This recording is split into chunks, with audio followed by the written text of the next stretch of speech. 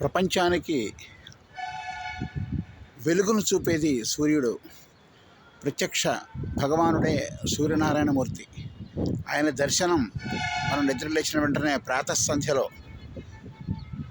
సూర్య నమస్కారాలు చేస్తే ఎటువంటి రుగ్మతలు ఉండవు, ఎటువంటి అనారోగ్య సమస్యలు ఉండవు. కాబట్టి మనం ప్రత్యక్ష నారాయణమూర్తి ఆయన మనకి దేవుడు ఎలా ఉన్నాడు అంటే ప్రత్యక్షంగా కనపడుతున్నాడు అని అర్థం. సూర్యుడు ఉన్నాడు అంటే ప్రపంచాన్ని అంతటినీ నడిపించేది సూర్యుడు. జ్ఞానమూర్తి అంటే జ్ఞానాన్ని, ప్రపంచంలో ఉన్నటువంటి జీవకోటి అంతటికీ కూడా మంచి బుద్ధిని, జ్ఞానాన్ని వికసింపజేసేది సూర్యభగవానుడే. ఎందువల్లనంటే ఆ సూర్యకిరణాల వల్ల మనిషిలో ఉత్తేజం కలుగుతుంది. అటువంటి ఉత్తేజాన్ని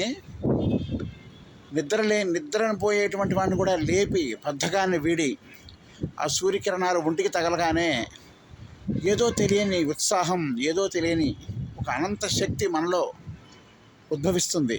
అంతటి గొప్ప శక్తివంతుడు సూర్యభగవానుడు. కాబట్టి సూర్యనారాయణమూర్తిని ప్రత్యక్షంగా దర్శిస్తే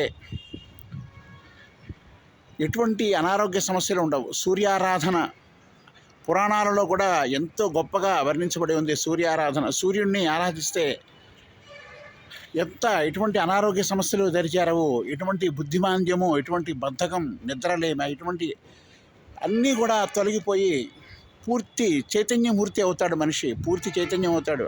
మనిషి అనే కాదు, ప్రతి ప్రకృతిలో ఉన్నటువంటి ప్రతి జీవరాశి, ప్రతి జంతువు కూడా సూర్యభగవానుడి కిరణ స్పర్శ వలన ఉత్తేజితమవుతాయి. అలాగే భూమి ఈ సూర్యరశ్మి వల్ల దానిలో ఉన్నటువంటి శక్తిని మొక్కల ద్వారా బయట ప్రపంచానికి ఉపయోగపడే విధంగా, జీవరాశులందరినీ కాపాడే విధంగా సహాయపడుతుంది. అందువల్ల సూర్యభగవానుడు లేనిదే అసలు ప్రపంచమే లేదు, అంధకారమే.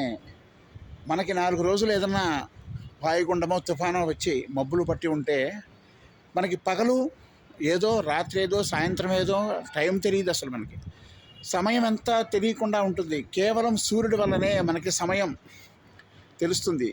పూర్వకాలంలో సూర్యుని యొక్క గమనం వల్లనే సమయాన్ని చూసుకునేవారట. ఈ గడియారాలు అంతా లేని కాలంలో సూర్యుడిని గమనాన్ని బట్టి సమయాన్ని నిర్ధారించుకునేవాళ్ళు. ఇంత సమయం అయింది, ఇప్పుడు ఇంత సమయం అయింది. అంత గొప్ప చైతన్యమూర్తి సూర్యభగవానుడు. ఒక మాటలో చెప్పాలంటే సూర్యుడు లేనిదే ప్రపంచం లేదు, సూర్యుడు లేనిదే జీవకోటి లేదు, సూర్యుడు లేనిదే ప్రపంచమంతా అంధకార బంధురమైపోతుంది. సూర్యభగవానుడు మాత్రమే ఒకే ఒక్క దేవుడు.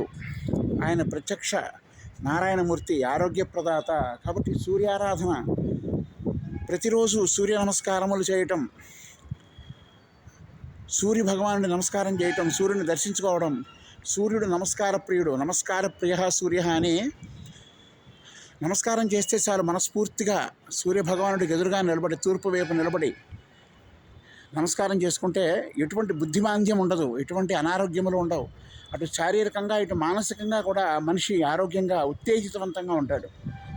కాబట్టి ప్రపంచం అంతా తెలుసుకోవాల్సింది ఏంటంటే సూర్యభగవానుని ఆరాధన చేయటం వల్ల ఎంతో మేలు జరుగుతుంది మానవాళికి, ప్రపంచానికి అంతటికీ కూడా గొప్ప మేలు చేసే ప్రత్యక్ష దైవం సూర్యనారాయణమూర్తి. కాబట్టి ఆ సూర్యభగవానుణ్ణి ఆరాధిస్తే సకల రుగ్మతలు కూడా పటాపంచలైపోతాయి, ఎటువంటి అనారోగ్య సమస్యలు ఉండవు, జ్ఞానం కలుగుతుంది, బుద్ధి కలుగుతుంది. ఎందుకంటే మన మెదడు ఉత్తేజితమయ్యి మనకి జ్ఞానాన్ని, మంచి బుద్ధిని కలిగి మనం చక్కగా మన పనులు మనం హుషారుగా చలాకీగా చేసుకోగలుగుతాం.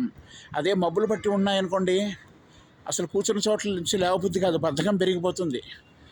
అక్కడే తింటాం, అక్కడే కూర్చొని అక్కడే అన్నట్టుగా ఉంటుంది తప్ప, అదే సూర్యుడు వస్తే శరీరానికి ఆ కిరణ స్పర్శ తగిలితే చాలు ఉత్తేజితమై పడుకున్నవాడు కూడా ఒక్క దటారున లేచి గబగబా తన పనిలోకి వెళ్ళిపోతూ ఉంటాడు. అలాగా సూర్యనారాయణమూర్తి దర్శనం సకల పాపహరం.